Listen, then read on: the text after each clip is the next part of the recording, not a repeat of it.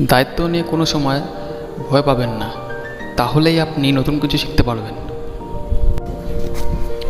অনুকরণ নয়, অনুসরণ নয়, নিজেকে খুঁজুন, নিজেকে জানুন, নিজের পথে চলুন। ভাগ্য বলে কিছুই নেই, প্রত্যেকের চেষ্টা ও যত্নের ওপর তা গড়ে ওঠে। সুযোগের সাথে জড়িয়ে থাকা ঝুঁকি গ্রহণে সাহসী হন।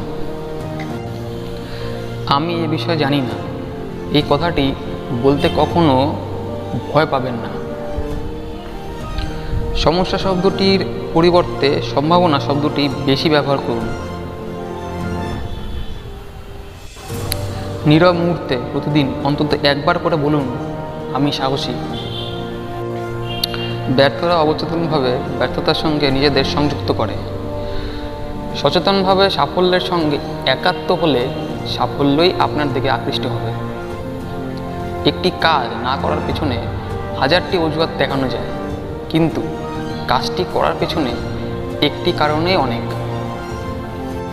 সহপাঠী বা প্রতিবেশীর সঙ্গে সুসম্পর্ক আর বন্ধুত্ব এক নয়। চেতনা ও আদর্শের মিল রয়েছে এমন কারো সঙ্গেই বন্ধুত্ব হতে পারে। যে সহজ সরল জীবনযাপন করে, সুখ তার জন্য অত্যন্ত সুলভ্য। সব সমস্যার প্রতিকারই হচ্ছে ধৈর্য। জীবনে ব্যর্থতার প্রধান দুটি কারণ হচ্ছে নেতিবাচক দৃষ্টিভঙ্গি ও সুনির্দিষ্ট লক্ষ্যের অভাব।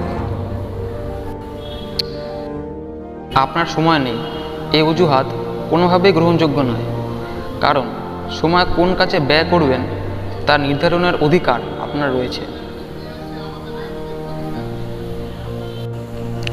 যে কোনো ঘটনাকে সহজভাবে গ্রহণ করাই হচ্ছে ইতিবাচক দৃষ্টিভঙ্গি।